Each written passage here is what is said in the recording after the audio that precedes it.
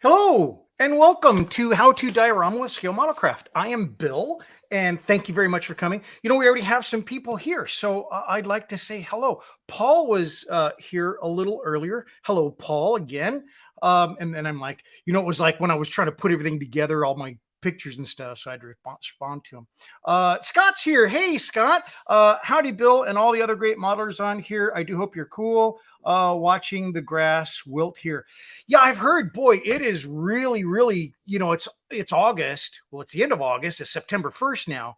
And man, stuff is really starting to take like a beating from the sun. So I hope it's not too bad where you're at. It's actually been raining here for 2 days, which is awesome. So my grass is kind of getting a nice drink. John's here. Hello, John. Hello from California. How are you doing, John? You guys have been getting a heck of a lot of weather down there and a lot of heat. Is it drying out like Scott was saying? I wonder how it's going there. Slazen's here. Hey, how's it going? Hi, Bill and everyone else here. How are you doing? I'm doing great. I hope everybody else is doing great. I had a really good week. It was a little scattered, but that's me. But it was really fun because I was working on something that I had worked on. Then I kind of moved away from it to work on Captain Livens, the thing that we looked at last week. And now I'm back to it. And so it's going really fun and I really enjoyed this week. John says it rained this morning and it's 67 degrees. Quite a change. Wow, that's really great because you were over hundreds, just like Scott was earlier this year. So, wow, man, I hope it starts kind of leveling out and you guys get some moisture because we need that for the winter, Hello from Windsor, Ontario, Canada. John, hello, sir. How are you? Haven't seen you in a little while. It's so great to have you on. Thank you very much for coming back. John always has really great questions, so I bet we're going to have some good ones and some great comments. And everybody else, if you're watching it live, please put your comments in the comments there because I'm really going to try to be much more reactive. I don't know. I'm just paying attention and try to, I think I interrupt myself well enough that I can get to you. So please ask those questions, especially today, because we're going to talk a little bit later on about kind of theory and some tips about lighting. Lighting your diorama is a huge deal, right? Maybe not so much for a surface diorama, but there's still some things for a surface diorama you're going to do. But when you go subterranean, lighting a diorama is huge. So give me your comments, give me your questions all about this. I've got a bunch of stuff to go over and show you. I've got this set up so I can zoom in a little bit later on so we can actually see physically how to, figure out your lighting design. So I think it's going to be a lot of fun. Thanks very much, John. Eric is here. Hey, Eric, thank you very much for coming on. Eric is the president, by the way, of the Seattle Amps. And AMPS is a really fun organization. I belong to a bunch of different clubs, and I've talked about that before. And all of them are unique. All of them are very valuable. And all of them kind of have maybe a little bit different focus. And so if you're a member of a modeling club, number one, I think you should be if you're not, because it's really fun. And after COVID, a lot of folks do stuff on Zoom. And they do stuff virtually, just like we're doing right now, except that you can interact if you've got a camera and you've got a setup where you can do that. And so it makes it very fun. So please look into a club. AMPS is a great organization. IPMS is a great organization. And then there's also smaller regional clubs, just like, hey, I want to do figures or I want to do this. I love dioramas. And all of the clubs that I belong to, I belong to 4, and some are very informal. But it's wonderful because they all can contribute, and I can contribute to what they're doing too. Because when you go to a club, it's very interactive. It is people that have the same interests in you. That's why they're in the club. But they also have different experiences than you. And so you're picking stuff up all the time. So that's my kind of a plug, a little impromptu, but I love clubs and I love how my own building has benefited from being in a club and interacting with other modelers. Now I'm trying to do it here. And I think in the evenings when we do group builds on Friday and stuff like that, there's much more interaction. But I hope I'm giving you something. I hope that the things that I'm talking about are really pertinent to your building. So let's jump in before I just, talk everybody out of the room here. So I'm going to show you what I did this week, first off, and then I'm kind of gonna go into that lighting stuff, but ask questions throughout. Love to see it. So this is the lighting. I just got a bunch of slides, and I like to do this. I kind of like to do a little grounding at the beginning of my video. Now I'm hoping that's helping. This is the overall diorama that I'm building. It is a World War I trench diorama. The top is the trench, and then everything else in black is subterranean. All that little wooden rooms and tunnels and stuff like that out of wood, those are all tunnels. In my storyline, those have been built by the Anzacs. All of the tunneling is done by miners in the Anzacs. I watched that movie, Beneath Hill 60. Wonderful movie, and some of you have watched it, which is wonderful. And a lot of the information that I'm bringing to this, there's others certainly, but a lot of it's coming from that. So I hope you appreciate that. Real quickly, Martin came in. Hello, Martin. It's really, really great for you to be on. He is from Holland. And hello, boys and girls. That's really cool. Sleazen says, I am learning a lot from your lives or videos and shorts. Well, thank you very much, Sleazen. I think that's wonderful. That's really what I want to accomplish, of course, is kind of like take some of my experience, which certainly has come from different aspects than model or diorama building. And that's another thing that I think is really important. Kind of look around, look at other things that are available to you so far as experiences that you can bring into the hobby, because I think that's really important. So this just shows the front of the diorama with all that other stuff taken away, just so you can see. And these are the rooms. These are the passages that I've created within the diorama. And these are the things that I'm going to have to physically light, because, once you get going in there, you can't really see stuff. Here's kind of the left corner, shows the shaft that goes down. And also shows Captain Livens, his office on the left-hand side there. And there's a clearer picture, and you can see the end of the trench right above it. So this past week, I started right here. These used to be two different pieces, and I joined them together. And I think it was really cool, because what it did was it allowed me to kind of lock in the view that I'm going to be enhancing later on. The other thing that I did was I dropped the floor. In one section, we talked about this earlier. I needed to drop the floor down a little bit because part of the Livens flame projector was a little bit too high. So I dropped the floor down, and then I put some sandbags in there and went ahead and painted them real quick. I got a couple of comments. Let's look at those real quick. John says, speaking of Underhill 60, will you be doing a layer of blue earth? Excuse me, I'm talking myself dry here. Yes, I think that's really important. I think changing the layers and the color of the soil is something that I actually didn't know before Underhill 60. But the cool thing is they talked about that there were very distinct colors to the soil at very predictable depths. And so that's one of the reasons they were able to tell some of the depths. So I've gone down 35 feet in my diorama here, and there's definitely changes in soil color in that range. So yes, I am. And I think that's really cool. Thanks for bringing it up, John. I really appreciate that. Michael. Hi, Michael. I don't think we've seen you on here before. Thank you very much.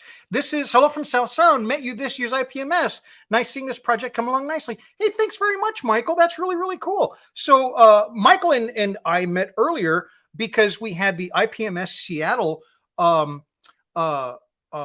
spring show earlier.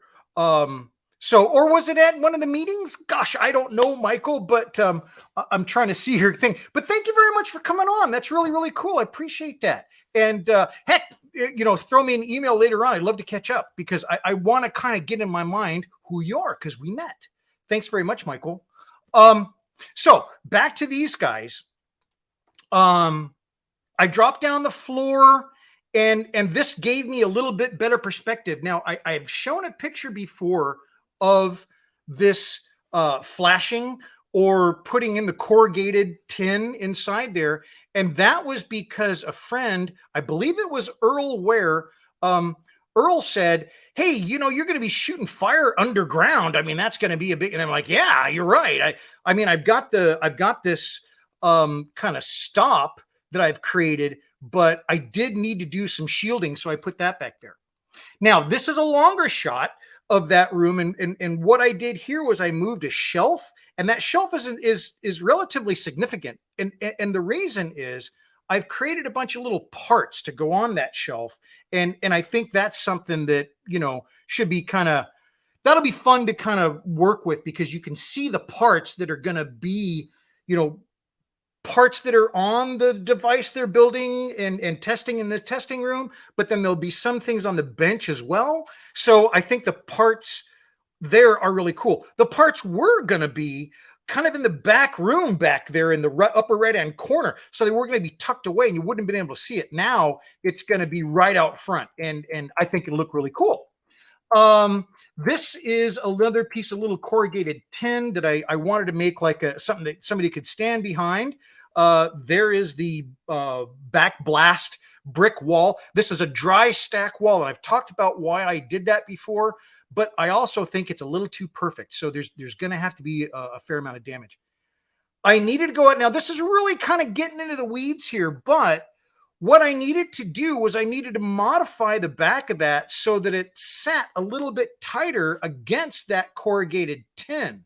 I was losing some space because this thing was sticking out so a little bit too far.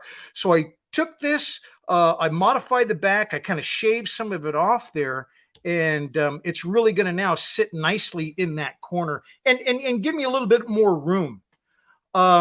The other thing that I have in there, and this is something I built before, but I got to come back to it. Man, I got chalkboards everywhere. I don't know why. I really like chalkboards. And so this is the one that I made.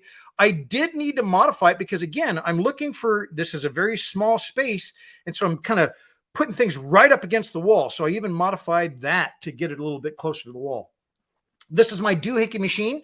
I don't know what it is. It looks kind of neat, I think. And that's going to be in here now instead of in Captain Livens' laboratory. I think it fits better in this. And then this is a little bomb that is going to be being worked on. Those wires are going to go into the opening there, and then there'll be a hatch that's removed, and then this thing will be laying out like it's been removed from the bomb. And that's going to be on the workbench in here. And then there's a little bit in there that I've created that will be there. Now, these are all those parts that I was talking about, and all these parts are going to be on those shelves, and I just painted them up, and they're literally just going to be parts sitting on a shelf. That's it. That's their only purpose. But it'll give depth. It'll show that this is something that they're piecing together here. It's not necessarily this, and this is what they're building, of course. It's not just something that is, they brought it here. I want to show that this little thing that they're creating, this piece right here was built here, and it's being modified here, and it's being worked on here. So this is an actual functioning like testing lab, and they're going to change things out on it. So that's what those parts are. So now here is the Livens large gallery flame projector. Now you just saw that. I built that a couple of weeks ago, but then this last week I concentrated on the rest of it. So in the middle are the fuel containers, and these fuel containers in the middle of this picture as well, I've kind of set them aside.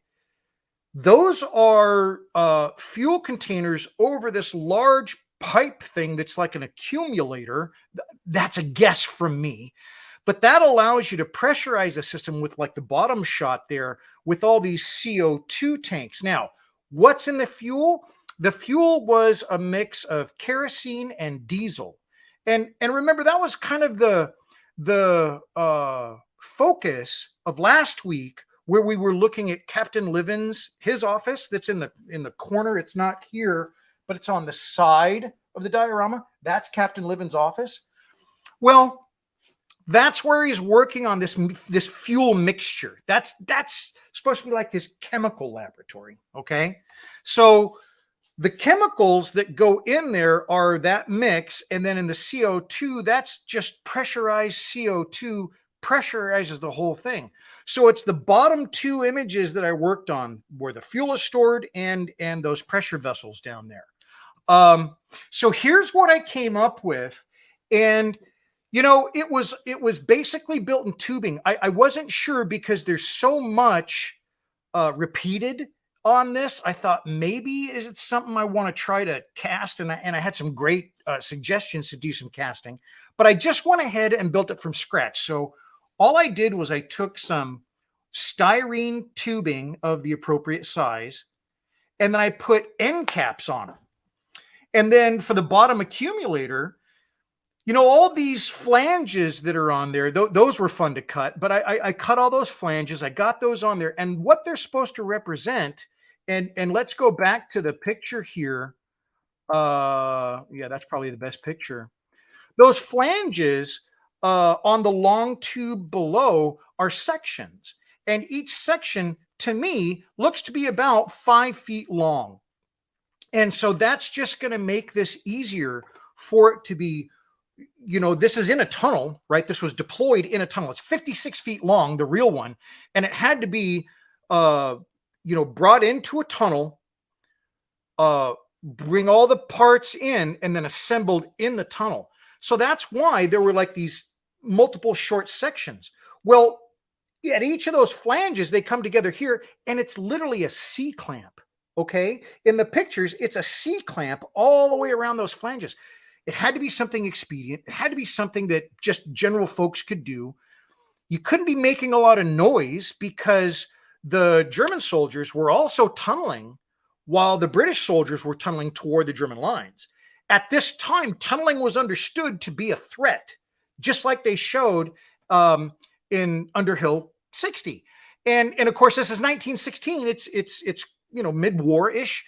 So there's the possibility that somebody could hear you underneath there. So they had to be stealthy. They had to be quiet. So just C-clamps around those, all the way around those flanges is what you're looking at here on that bottom tube section. Then the other tubes were mounted on top of it, just like I've done here, and then they're all connected. But you see, everything was sectional. Everything was like a small enough piece that you could, you know, get it into the tunnel in World War I, assemble it there, and then have this big machine ready to do the job it's designed to, which is it's a massive flamethrower. So you know, somebody commented on some of these pictures earlier that I had posted. I have like a set. I have a couple of sets really of these little weights. Got them when I bought like an old scale, a really cool old like tip scale where you got the two trays. It didn't have everything, but it had this, and it's really cool. So these are wonderful. And these things are solid brass. Some of them have extra stuff in them, but they're good weights, and they're quite small. And for model building, you know, it works out to a really nice way of kind of getting stuff to glue up or something like that. I've used these for holding things down to give it downward pressure, but I've also used it for blocking. So I'm gluing something up, and I just need something there to keep it rolling or whatever. So blocking is another thing that I use these for. You know, as a modeler, you're going to have all this kind of stuff. You know, the other thing that I use are fishing weights, and I believe you've seen those before, but the fishing weights are great too for holding things down or blocking. Okay, so it's like a support. If there's any questions, I can answer that too. So from here, I went ahead and I just had that in front of me as I was working on it. And the thing that I think is fairly important is I keep looking at my reference, right? This reference material that I have. And I'm also looking at things that I've already built. You know, I'm not just looking at that. I'm looking at how this is going to fit, because this has to fit within the diorama that I'm building. Now, because this is a test bed, I didn't need a whole bunch of those. I'm doing a smaller version of it because this is like a prototype that's being tested out. The full one is going to be deployed, and that had 5 tanks and many more sections and more CO2. When I get things built like this, and I've talked about this a fair point, I think I like to get it to primer. And once it's at primer, I want to stop. And the reason is very specific. It's so that when I do start painting everything, I can look at the tones and see how things work with each other. If I paint it maybe ahead of time and then bring it back in later on or something like that, it might not fit the tone or it might not fit the room properly. So that's just what I do. You may do it different. That's awesome. This is just how I do it. So the little clamps. Now this is kind of I'm not nervous about it, but I mean, taking a really tight shot of this stuff, it doesn't look as nice, as maybe it did previously. Maybe it looks better there, but you get real tight, you talk about that sometimes. Does your detail hold up? Well, that's a really good point. Does your detail hold up to really close scrutiny? My philosophy is this, and I've talked about it an awful lot. Number one, I think I love detail, but I also think you can overdo it. And if you can do it amazingly, great. I'm okay at it, right? And what I'm trying to do, and my goal, is to make something that gives you the impression of what it is, and then your mind kind of fills it in. And the analogy I'm using, or I like to reference, is matte painting in movie making. And to me, when I'm doing this kind of stuff, it's almost like building a set. Well, it's a lot like building a set. I think of it in those terms, and I light it, and I position things, and I look at my view and all those things, and stuff we're going to talk about a little bit later on today, quite a bit.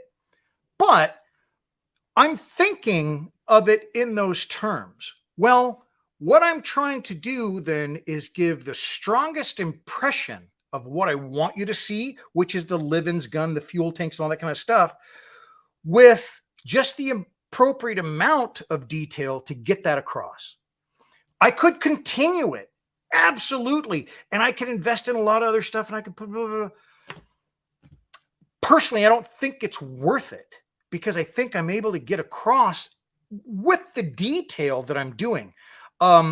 These are all scratch built, and I'm sorry, I haven't been paying attention to my comments, and I'm very sorry about that, but let's go here. Neil says, hello. Hey, Neil, thanks very much. Neil is a 1/6 scale World War I and World War II diorama modeler, and brilliant. And we want him on the show, and we've talked a little bit about it.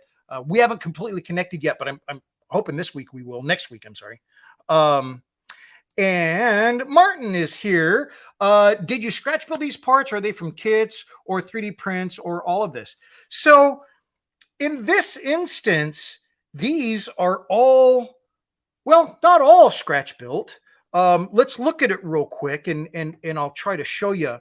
You see that little part on the left? It's round, kind of set back. That's like a pump out of a kit. And the funnel is out of a kit. I'm going to try to get to another picture here. But the rest of it here is scratch built, just with styrene.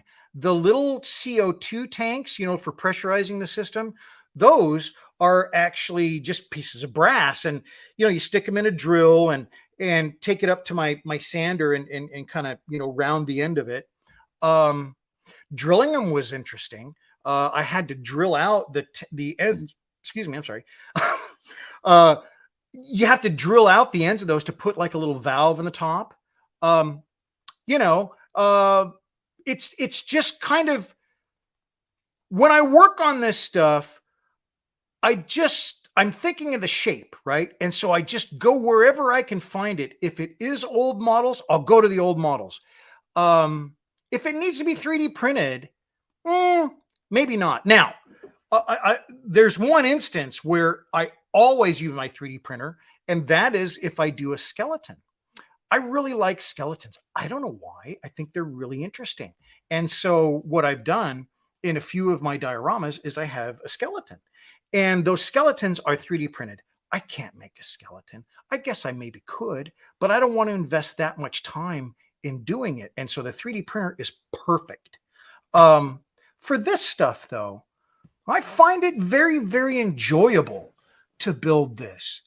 I like building this. I like figuring this stuff out because, I don't have the parts.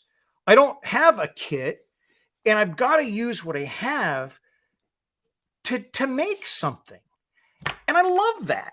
That's the cool thing about doing this. So yeah, I really enjoy it. I do the scratch building of this stuff. And it's one of those things that I think that it's the more you do it, the better you get at it, like anything. But I think the more you do it, I think the more you might enjoy it too. Absolutely nothing wrong with 3D printing, especially if you are designing your 3D prints. I worked in CAD. I worked for a CAD CAM company for 23 years. And so I was around CAD virtually every day, 2D and some 3D, mostly 2D CAD. And so I did CAD for many, many years. I know how to do it. I don't know that I can do solid modeling and things like that for 3D printing, creating my own STLs. I probably could learn, sure. Nah, I haven't felt the need. I really do enjoy building it from scratch. And then Martin says, I meant all the stuff you showed earlier. Yes, all from scratch. I built all that from scratch. The little parts, the big parts, the wood, the knot, yeah, all scratch built. All these scratch built, scratch. But yeah, sometimes I take parts from a kit, and I've got a pretty good, not huge, but a pretty good bin of like old parts from old kits. And I think we all kind of get those over time. Nowadays, I kind of look for specific kits for the parts, not to build. I literally want those parts. Ichiro in my last diorama, very specific parts for Ichiro. And I want to build Ichiro again, I think. And I've got the parts to do it because anyway, I love building from scratch. 3D printing is great, but I think there's a joy to building from scratch, for me at least. So yeah, so this is all, pardon me, scratch built. Whoa, everything's just going bananas. Sorry, I got to get the mouse in the right spot. And it's not, sorry. There we are, now it is. And, and I can take this down. Thanks very much for that clarification, Martin. And I hope I answered your question too. Folks, sometimes I don't interpret questions properly. And so, please, clarify. I really appreciate it if you should, because I don't want to miss your question. Okay. So those, like I said, were made out of brass. Gosh darn it. I see I have to switch screens back and forth for this. And it's kind of a pain in the, what, because I don't feel like it's going as smoothly as it could. Once it's painted, Jiminy Christmas, there it is. And then I put it inside. Okay, so this is really where I wanted to get, because what's happening here is you can see where I'm going to place the things, but you look where the shelf is pretty much in the middle of the picture and look behind it. You can't see a thing. Right. And that's what starts to happen as you start to get your things in the diorama, your perspective really changes. Now, it doesn't happen for all dioramas. This is a very specific type of diorama. This is a diorama where you've got a subterranean element and you've got rooms. And so you've only got light coming in from one, maybe two angles. And that makes it very hard to see what you've built. And so without the ability to go ahead and do lighting, I think it's almost not worth doing an underground like this. I mean, to a point, the further you get back in it, of course, the harder it is to see. But it's also not hard to do lighting. And so that's what we're going to talk about. And so here's even Captain Livens' lab. You can see I've got stuff in there. It's just on the bench, and you can hardly see in it. So that is what we are going to do next. We are going to talk about this. Is there any questions about kind of, you know, what I did last week or anything like that? I mean, I did a bunch of other stuff. I went to the FH Cam. We went to the museum, and that was wonderful too. And had a bunch of great people at the museum. And I had the opportunity to take this really cool picture with Wolfenstein, an older diorama with the 109 in front of a 109, which was just really cool. So I had a really, really great time there. And John has a question real quick. Curious. He says, curious, other than diorama building, when you work on large projects, do you build small scale models before building your final projects? Yeah, I do. So this one in particular, great question, by the way, John. This one in particular, where the heck is it? This started with a model. And I'm scanning to see where it is in the shop. Here it is. I started with a Lancaster armored car. And so the Lancaster full-on kit, I've done 0 modifications for it. I may do some modifications for it as I go forward, because I do like to mod stuff when appropriate. But this one looks great to me. You know, it's basically ready for paint. I broke the wheels off of it when I was doing something, but they're okay. So yeah, I definitely build the kit, but as I've explained before, you know, a lot of people will build a display or a diorama to enhance a kit that they've built. You want to give it a setting. You want to give it a mood. You want to show it in a historical moment that it was there. A lot of times people will build these wonderful dioramas that are completely historically accurate. And it's also basically you're building what's in a picture, an actual picture. And it's just gorgeous, right? And so that is a little bit closer to what I'm doing, except it's a fantasy. It's not true. I like to couch the things that I do in, truth or history, but I want to be fantastical about it.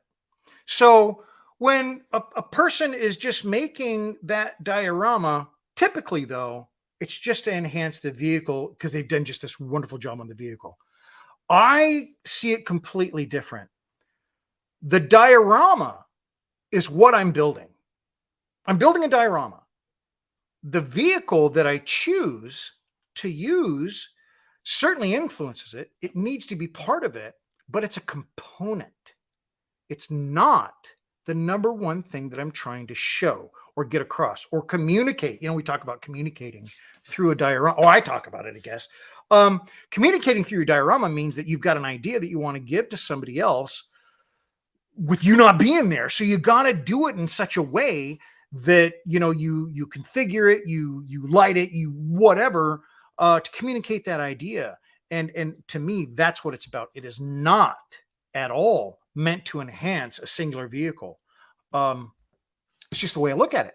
So depending on how you do it, depending on what your goal is, that can definitely change the kind of diorama that you have. If you've got this really great vehicle that you've built, or aircraft or people, whatever that thing is that you put all that time into, I don't think you should have a super detailed diorama necessarily, because you don't want to overpower your vehicle, right? I mean, that was the thing you wanted to do. You want to enhance it. One of the things you might want to do is you might want to, the place setting or whatever shows where it is, right? If it's on a tarmac, then it's at an airport, right? If it is on a road, it's traveling. If it's on a dais, it's a display in a museum. You know what I mean? Those are the kind of things that you can do with the display, and that's wonderful. But they're not something that you should probably go overboard on, because that can get people's eyes off the vehicle. And the aim is to get people to look at the vehicle. So you almost want your display to fade away. You're just giving it context, right? Where it is, maybe what time of year is, if it's snow or if it's sand, it's summer or it's winter, whatever. It's in the woods, it's in the desert. So that's what your display is going to do. Yeah, I don't even consider that. I might.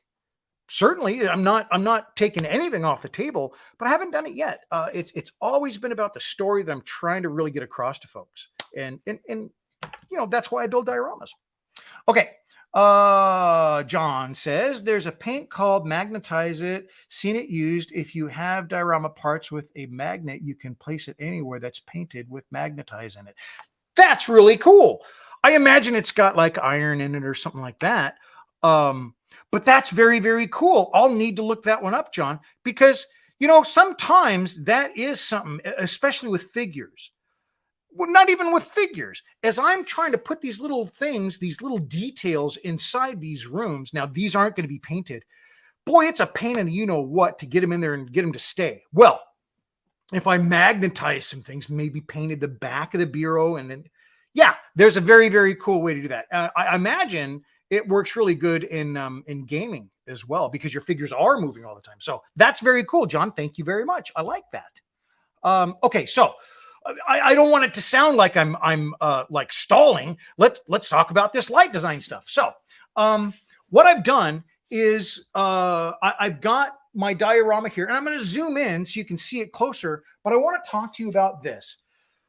So let's go further with the slides, and I'll get to that in a second. In the slides here, I want to show you how I kind of go about it. So here I am looking, I should probably show you what I'm looking at.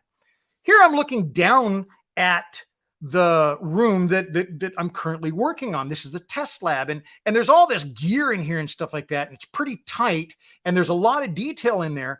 But when you look at it, like when you're looking down this hallway, and I love looking down long hallways, I can't see anything. And here it's the same thing. So what I do first off is I look at the frame. I look at basically where I want to route my wires. Now, this is not like, oh, I've been doing this for years. No, this is over time. As I've built a lot of these dioramas now, I used to just go in there and put the light in, and that was it, and then figure out where I can put the wire. Okay. Now, maybe I'm getting a little smarter in my older age.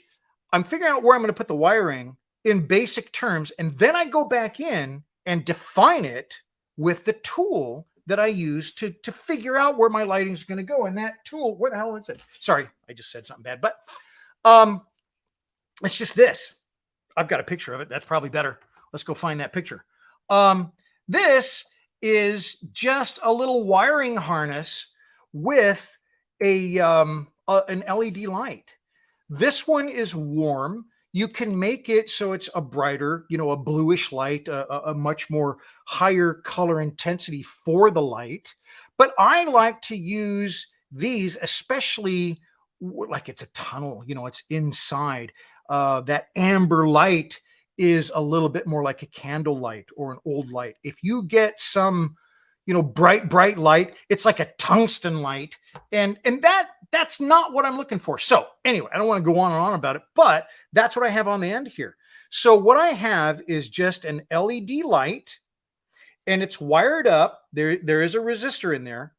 It's wired up with a little switch. Don't need the switch at all, but I like it. And then I've got a 9-volt battery, and it's pretty long, right? I mean, I can snake this thing into a lot of different places. And when I turn on the light, I've just got a light. No big deal. But when I'm trying to figure out where to put a light, there's a few things that we've got to consider. Okay. Number one, I guess the first thing, and this is where I could really use some help from John Robeck, because John's in movie industry and stuff like that, and he's worked on movies and things like that. So he's probably got a lot of better information and what it's properly called. But the first thing I think about is general lighting. And I got some notes here. It's just practical, right? It's just practical. It's just lighting the room. And so what I can do is I can take this little light and I can place it in there, and I can see what it looks like with that one light. Now, I think it's important to just use one light initially because it's really easy to overlight your diorama. It really is. These things carry a fair amount of light, especially in a closed space. So I use one light and I go in there and I put it in there. Now, what am I looking for? The first thing is that general lighting, right? Generally, I want to light the area. The second thing that I want to look at is like specifics. Is there a need for a light here? You know, that's also kind of that practical thing. But if there's a desk, which I have in this room, there's a desk, I want a light over the desk. Okay. There's a corner in the back that's very deep back in there. I need a light there. So I have to look at where I need the light. And then the other thing I'm going to think about is kind of an effect lighting, where I don't see the light. The light's not apparent. Like in the first two examples, just the general lighting, practical lighting, you're going to see it because inside to get light, you need a fixture. Now, on the end of this, you can't quite see it there. I'll turn it so you're not looking at the light. What I've got is a little lampshade on it, which is just a circle cut out of a pop can, glued to that. You know, you kind of fold it down into a cone, glued to that, and those are my lights. So that's what you're going to see in here. And they look very similar to this, just those regular, you know, lights that they hung in an underground space, or a lantern. That's the other thing, is hanging a lantern. But the point is, I'm putting it in there, and then I'm looking for shadow. When you're lighting something, there's two things that you're dealing with, of course. It's light and shadow. And both are equally important. You can't really have one without the other. If I have too much light, I'm going to blow everything out, and you're not going to have the shadows you need. You know, if I put just enough lights in there, so I got lights just shining everywhere, there's no shadow. Shadows are extremely important. And this allows you then to check for the exact position of where you're going to put your light to get the right shadow. So now I'm going to give this a shot. I don't know. We're going to see how it works, but I'm going to zoom this in and we are going to see how this works. I'm going to come back out a little bit. Sorry about that. And I'm, like I said, the light is on, and then I just go back in there and I don't have anything in here, but I can see where I can put my light. And you see how well that works? I can go in here. Now, I also have a downstairs, so I'm going to have a light underneath here. But you can see what that one light does in that area. It's not going to need a heck of a lot of these. I mean, right now, without kind of, you know, going into it and what I'm thinking about, I'm thinking 3 lights for this entire area. Now let's look at another area. This one, it goes back in a little bit further. Well, it's about the same depth really, but the issue here being is it doesn't have as much height, so it's much darker in there. I go back in with one light, I can get an awful lot of light in there. And I can see, you can almost see back there on the back wall how it's playing with that shadow. Well, the placement of your light is going to give you those shadows. I'm sorry, I'm just going to try to come back out so I can get in here. Boy, you can see how well I constructed this whole video.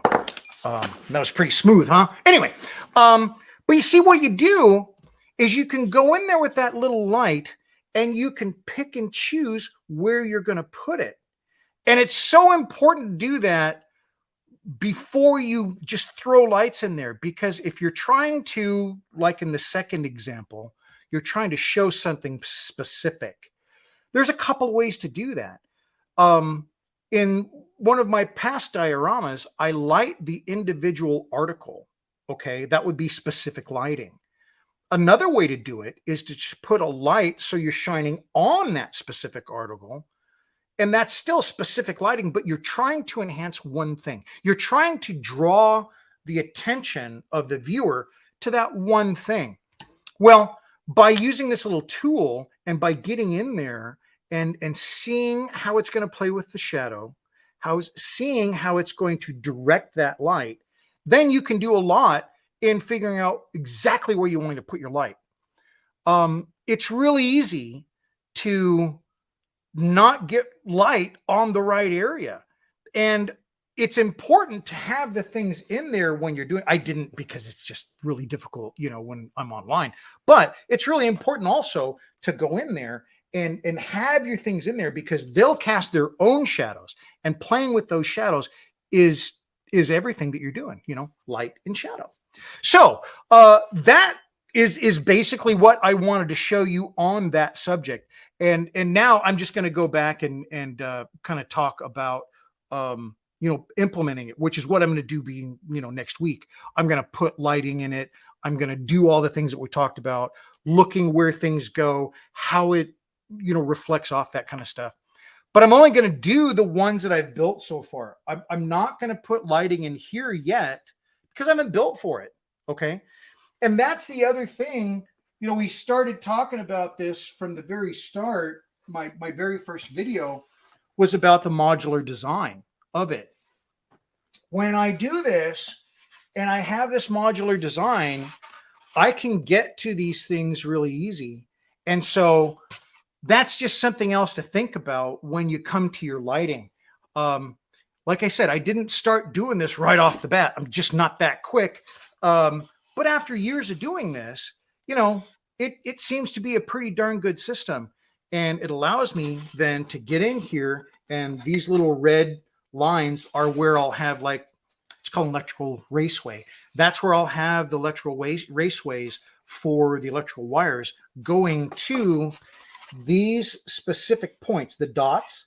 Okay. So that's where I'm going to have like that electrical line terminate, excuse me. But then it's placing it in here, because when I have it there, where that red dot was, now I can move it anywhere in this region. Okay. And find exactly where I want the light. And that has to happen inside. Again, I won't do this one yet, but it's all set up to do it when I'm ready. And because of the modular design of the diorama, I can do that with each of these areas as I come to them, so that I can get the lighting where I want. And I'm hopefully, not tearing things up. I mean, that's one of the things that I've done in the past. I get in there and it's time to do my lighting, and I'm just going at it. I got to like tear this out, tear that out. Sometimes I got to move an element that I don't really honestly want to move, because the lighting, if I don't have the lighting in there, I'm not showing off, what I'm doing. So anyway, that is lighting. And that is what I did this week. I hope that was informative. I hope that you got something out of that. I wish I kind of had something like this when I was learning it. It took me a fair amount of time to learn the lighting, and nobody was really explaining it like that, or I didn't find their videos. Maybe it's out there and I just didn't find their videos, unfortunately. But I mean, it really does start to kind of come into clear focus when you get the lights in there and you can see it, and you can see just by moving it just a fraction of an inch how much that light is going to interact with something in these small spaces that you're building in your diorama. John has a point here. Great advice. Having a little light circuit for plotting out light positioning is now on my to-do list. Yeah, and it's really simple. I've shown how to make this before, but it's super simple. And just like I said, you don't necessarily have the switch in there. But what I found was when I'm working with it, the other thing that's nice is I've got like a long stick, and this is funny. It's like an old mast from a ship. But I'll also sometimes take some blue tack and tack it to the stick, and I can really get it in there. But it's flexible so that I can actually work it around corners as well. So yeah, this to me is one of my most valuable tools in plotting out where I'm going to have my lighting within the diorama. It's a little specialized because not a lot of folks are doing dioramas with undergrounds and things like that. You see them, but it's like 1 in 20. Well, I kind of do it in underground in just about everything I build. I love doing underground. I love doing tunnels. And to me, they're like those box dioramas that Shep Payne talks about and John DeRogatis. Those folks really have an idea about that. And I've done a lot. So they give you a lot of instruction, but it's not concise in one spot, I guess. And that's not against John. I'm just saying I haven't been able to find those videos. So anyway, so I got some questions here or some comments. How did you shape the light shade? Just real simple. It's very, very small. And so I cut the little circle out, and it's not a real accurate circle even. Clip just a little wedge out of it, a pie wedge out of it, and you bring those two edges together. It's just that simple. Now, the one thing that I do like to do is I'll poke a little bit of a hole because I do in the center of it, because I don't want the aluminum to kind of impinge on the wire or possibly scrape the insulation off the wire, because it's very thin with these little 1 millimeter lights that I use. So I do put a hole in there, and I think what I'll do, and I did this last Saturday, and I should mention this. Last Saturday, I did a little live of something that I forgot to do, which was the painting of the chalkboard.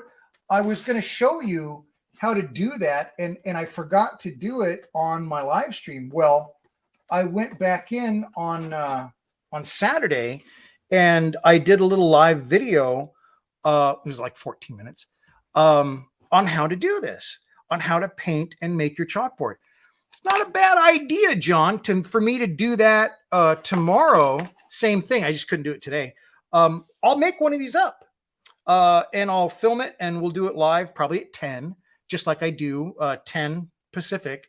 And so I'll go live and I'll make one of these up, and I'll solder it and get the whole schlemiel so we can answer all the questions and make the lampshade or the light shade.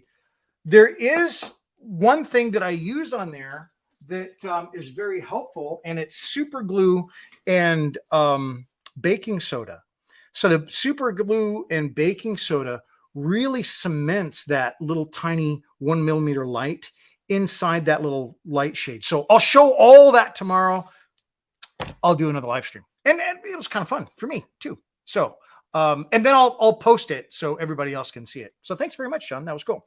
Diffuse lighting and flickering, all cool. Yeah, and I think that, when you talk about that third thing, and I'll try to make a slide or something like that for tomorrow that shows those three things. I wrote them down. I should have probably said, but it's basically practical lighting, lighting a room, and then specific lighting where you light an object or you put lights in an object, and then effect lighting. Those are the three types of lighting that I think of. And so effect lighting would be like flickering, diffusing the light, changing the color of the light. That's all effect lighting to me. And yeah, I think I could talk a little bit more about that because it's a lot of fun. Next or tomorrow on the live stream. I don't know that much about LEDs. So my question is, do they all put out the same amount of light, or do you change the brightness by different batteries? That's a really good point, Scott. I think that when you're using low voltage DC LEDs, because there are different ones, I'm using something that's going to take 9 volts. But a lot of times those can take 5 volts or 3 volts or even 2.7 volts. So what you need to do is you need to choke that down. Think of it like that. You're trying to choke down that power flowing to that, and you do that with a resistor. So I'll go through the resistors tomorrow too. I'm not an electrician. I do have a little bit of training in it, but nothing official. And so I'm not going to teach you electronics. I will teach you how to build this tomorrow, and I will show you the resource that I've shared before, and it's Vetco, the electrical place that I go to. I just haven't been there for a while, but they have an online resistor calculator, and it's just brilliant. Whoever built it for him, I imagine an employee or maybe the owner built it for him. It's just very simple, and it works wonderfully. And it's just, it just talks about the great company that they are. So yeah, I'll show you that tomorrow as well. But if you want to go look, it's Vetco, VETCO. It's an electrical company. It's in Bellevue, Washington. And they do great. I think there's another store too, but they do a great job. And this little resistor calculator, I'll show you tomorrow. and I'll give you the link and the whole thing. Like I said, I have shown it in other videos. Maybe I'll try to find those too. Okay. So yeah, Scott, that's great. And it's really it's not hard, and it's really easy to figure out, and we'll go through it tomorrow. Okay.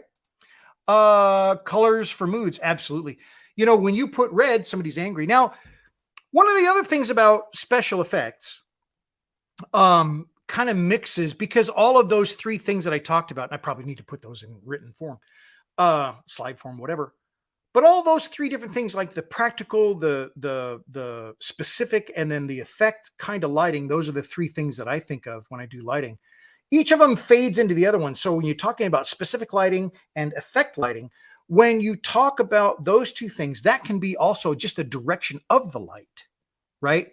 I can show color by having it amber, right? That's what we just talked about. But if you also change the direction of the light, where it's coming from, like it's on the side, it's evening or it's morning, right? So you get some really dramatic stuff because you get those really long shadows. So it could be winter. So in a winter scene, you want to go ahead and put your light really low in contrast, because you have long shadows in the winter. You know, in the northern hemisphere, the sun is very low in the winter time.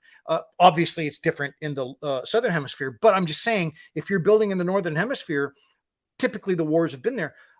In Europe, at least, you're going to have a low source of light washing across your stuff, giving these long shadows. It's very effective, very dramatic, and I've done it in a couple of things, and it's really neat looking. So, and that's where you could do like a surface light. You just have to figure out how you're gonna, how's your lighting. But yeah, colors as well. Really neat stuff.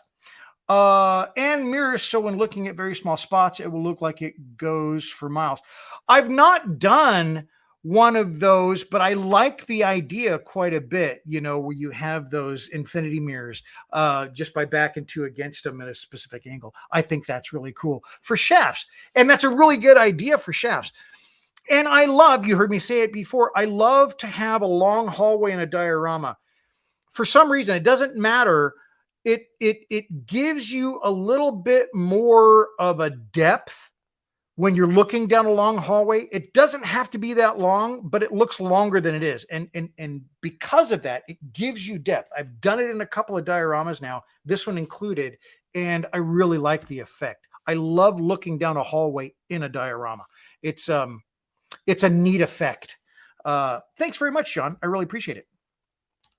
So folks, that's about it for today. I mean, okay, so the things that I haven't talked about, please subscribe. I would really like you to subscribe if you're not.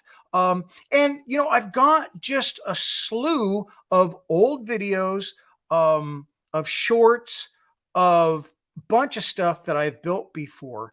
And it's all on my website. And I'm starting to see folks, because of the comments and stuff like that, starting to see folks look at those. And it's really fun, because I've been doing this for quite a long time, and you just might not be aware that I've got older videos. So please take a look at those.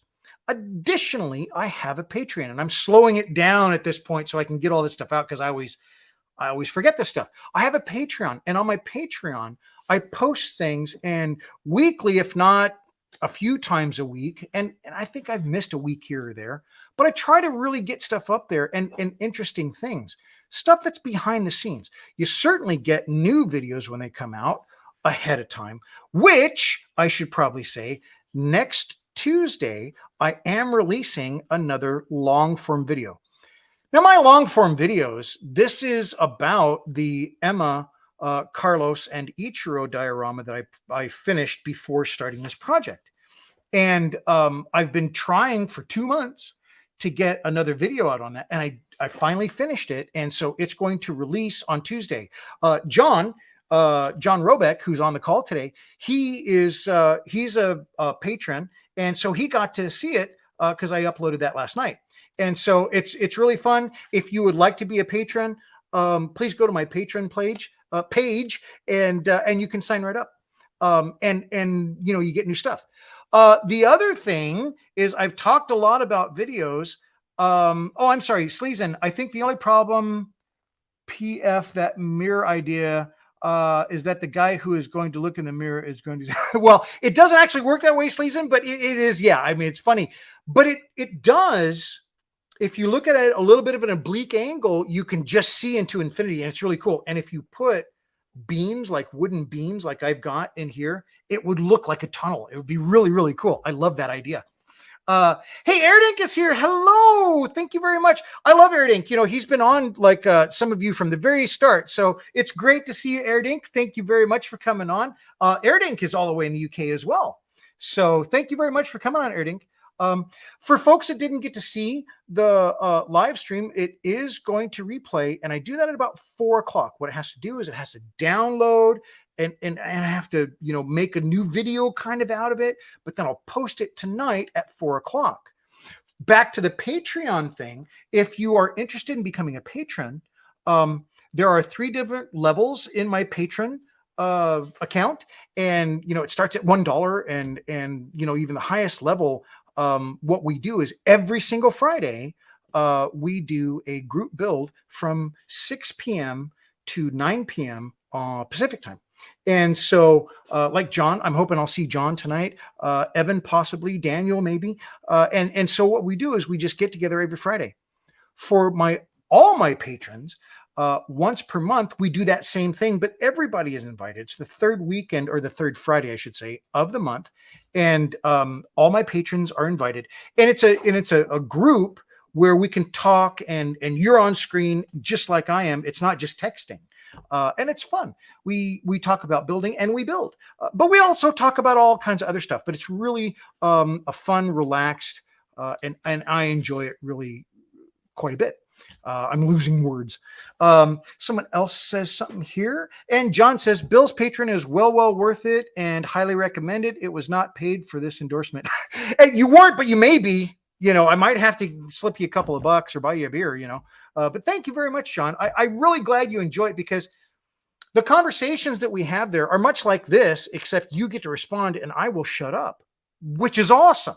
I love talking about technique. I love talking about, hey, have you ever thought about doing this? That stuff inspires me. I'm that kind of a person. I'm always looking for something new, something different, a different way of doing something that I already do. Because I'm not a person that's set in my ways. I love learning new things, and I love taking suggestions from folks and trying it. John Hayes, he's on our call today. He famously, I don't know if it's famously, but he asked me one time, do I use my Mod Podge solution on fabric? And I hadn't up until that point. And I did it, and it was fantastic, because it made the fabric super stiff, and then I could cut it for making seatbelts or straps or whatever. And it was really cool. So that was kind of, I mean, that happened on one of these calls, but I mean, that's the kind of interaction that's so fun. John Robeck and I have gone back and forth on electrical and all kinds of stuff, and it's really super fun. Last week, John Robeck made a candle out of a little is it a 0.1 millimeter LED? It's just super tiny. And he drilled it out through a toothpick. That didn't work. But then he went back to shrink wrap, and it looked really cool. So those are the kinds of things that we do. And it's just basically a total geek out 3 hours about diorama and model building and everything that goes with it. So if you're interested in that, check out my Patreon, and you might find something there that's fun for you. And I would welcome you in. I think it'd be a lot of fun. And it also pays me money. It pays me money to keep doing what this is. Oh, and also I am going to start doing Amazon affiliates. So I'm going to have links to things that I use in my videos, pardon me, like Mod Podge and stuff like that. So if you're interested in any of the products that I use, if you click on it, it doesn't cost you any more, but it allows me to get a kickback for basically advertising for them. And I don't think that's a bad thing. I think it's pretty awesome. So I'll have some of those links in my videos coming up. And if you click on them, it doesn't cost you anything else, but I get something for it. So that's really fun. Yes, 0.1 millimeter. So yeah, confirmation. And they're super small. But even at that, you gotta be careful. You can't like wire up this whole harness, like 15 lights, and I'm going to put these lights in here, because you'll overpower your diorama. Remember, you want shadows, you want light, you want to highlight things, but you also got to have shadows. Those shadows are absolutely gorgeous for telling a story, for bringing intrigue, for all that. I've been skipping around so much, I forgot to say. So the video is coming out next Tuesday, but that's doing two things. That's freeing me up so I can edit my really cool interview with John Harrison. John Harrison is like one of my great inspirations for emotion. He's a gentleman that does very, very quick vignettes. He doesn't keep them. So he puts these things together and then they're gone. He takes the picture and then they're gone. So they're like these one-shot vignettes. But John has really mastered the ability to, in that very concise picture, give a lot of emotion, specifically emotion. And that's the video I'm working on next for you. And I've done a little preview of it before, or a little like intro thing of it before, but that's the video. And then after that, it would be my pleasure to get Mr. Neil Bullard on live on one of our live streams. And I've talked briefly to Neil about it, and the idea seems to be good. It's really up to me to present him with a time that works for him. And I have to finish some things first. So those are some things that are coming up, and I'm really excited about it because Neil does some amazing work. It's so realistic, blows me away every single time I see it. And I really want to talk to him about that. John Hayes. Thank you very much, John Hayes. But no, John Harrison, my friend, that we're going to have on the video. Again, I think you're going to love him. He's an ex-archaeologist. And so he brings a lot to his dioramas, and the emotion is just wonderful. So thank you so much. I really, really appreciate it. Looking forward to it. Thank you very much, Neil. I really appreciate that. And your patience, sir. I've been seeing more and more of your stuff up, and it's wonderful. If anybody hasn't checked out Neil's stuff, or anybody that has a website, and I've said this before, please post your website in your comments. Please post the website in the comments below, in the replay. I would love to feature your site and your builds. We've had other people on the show before, and I think it's wonderful to highlight their stuff because they inspire me. I am inspired every single day by other people's builds online and seeing them, like when I go to a show. And I want those folks to inspire you too. I've even spoken to, in a long time ago, Mr. Eric Brubaker. And I really want to get Eric on too. And it's really just lining up to be able to do it. And that's all on me. So thank you, everybody. Happy September 1st. I really appreciate you coming on today. I hope you have a wonderful weekend. I hope you have the great rest of your week today. And then look forward. In the United States, we're having Labor Day weekend. Please be safe. It's the last big weekend of the summer. It's classically a really busy one. And so just take your time wherever you're going. If you're staying home, wonderful. Enjoy the heck out of yourself. I will do a live stream tomorrow about our little electrical tool and the light, and I hope to see some of you there. Have a great day, everybody. Have a wonderful weekend. We'll see you later. Bye-bye.